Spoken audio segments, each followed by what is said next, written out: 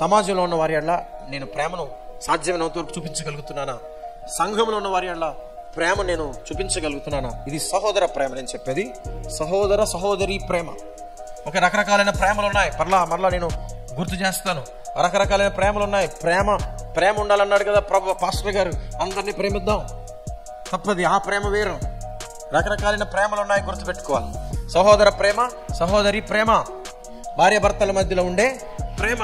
భార్య భర్తల మధ్యలో ఉండే ప్రేమ వాళ్ళ మధ్యలోనే ఉండాలి. ఇంకెట్టు కూడా ఆ ప్రేమ ఇంకెటువైపు కూడా తిరగకూడదు. హల్లెలూయా.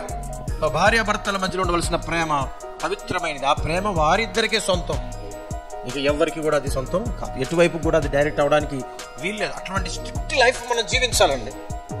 Be strict. నీకు నువ్వే స్ట్రిక్ట్గా నువ్వు ఉండాలి. నీ మనసు ఉండనివ్వద్దు, అయినా నువ్వు స్ట్రిక్ట్గా ఉండాలి. హల్లెలూయా. సహోదర ప్రేమ అందరి ఎడల చూపించాలి, సహోదరి ప్రేమ అందరి ఎడల చూపించాలి. ఓకే, గ్రీక్ భాషలో 4 ప్రేమలు ఉన్నాయి. నేను చాలాసార్లు చెప్పాను. ఫిలియోస్, ఎరోస్, స్టార్జ్, అగాపే. 4 రకాలైన ప్రేమలు ఉన్నాయి. ఫిలియోస్ అంటే సోదరుల మధ్యలో ఉన్న ప్రేమ. ఎరోస్ అంటే స్త్రీ పురుషుల మధ్యలో ఉన్న ప్రత్యేకమైన ఆకర్షణ ప్రేమ. స్టార్జ్ అంటే కుటుంబ సభ్యుల మధ్యలో ఉండే ప్రేమ. అగాపే అంటే దేవుని పట్ల మనకున్న ప్రేమ, లేక దైవ ప్రేమ. సో 4 రకాలైన ప్రేమలు ఉన్నాయి. ప్రేమ కలిగి ఉండాలి కదా అని చెప్పేసి అందరు ఎరోస్ అనే ప్రేమను కలిగి ఉంటున్నారు.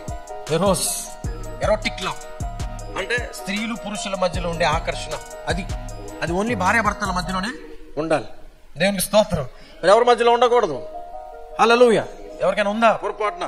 ఈ ఎరోస్ని తీసి పక్కన పెట్టండి. Only fill your heart with philios, storge and agape. ఈ ప్రేమలతో నింపుకోవాలి. ఈ రోజు మాత్రం ఒక్కళ్ళకే పరిమితం. దేవునికి స్తోత్రం. ఒక్కళ్ళకి పరిమితం జీవితంలో. ఇవి ఎవరికి పరిమితం కాదు. దాన్ని మించి పక్కకు పోవద్దు. కానీ ఇన్ని చెప్పినా కానీ, ఇన్ని మాటలు చెప్పినా కానీ, ఇన్ని వాక్యాలు చెప్పినా, ఎన్ని విన్నా కొంతమంది బుద్ధి కుక్క తోక వంకర లాంటిదే. కుక్క తోక వంకర ఉన్నదాన్ని మనం ఎలా సరిచేయలేమో కొంతమంది బుద్ధి సరిచేయలేకపోతున్నాం. అంటే వాళ్ళు ఈ చెవిలో విని ఈ చెవిలో విడిచిపెట్టేస్తున్నారు, వదిలిపెట్టేస్తున్నారు. దేవుని మాట ప్రకారం జీవించట్లేదు. ఉదాహరణ వినండి. భార్య భర్త మీద ఎంతో నమ్మకం పెట్టుకుని భర్తతో నమ్మకంగా జీవిస్తూ ఇంట్లో చాలా సహాయకరంగా ఉంటుంది. భర్త ఏమో మరొక స్త్రీని ప్రేమిస్తున్నాడు. అప్పుడు ఆ భార్య ఎంత కుమిలిపోద్దో ఒకసారి ఊహించుకోండి. సో మీ ప్రేమ నీ భార్యకే సొంతం కావాలి. అలాగే భార్యలు కూడా మీ ప్రేమ భర్తకే సొంతం కావాలి. మిగతా వాళ్ళందరూ కూడా మీకు సహోదరులు వంటి వారు. సహోదర ప్రేమ వారి యెడల కలిగి ఉండాలి. అంతే. దేవునికి స్తోత్రం కలుగునుగా.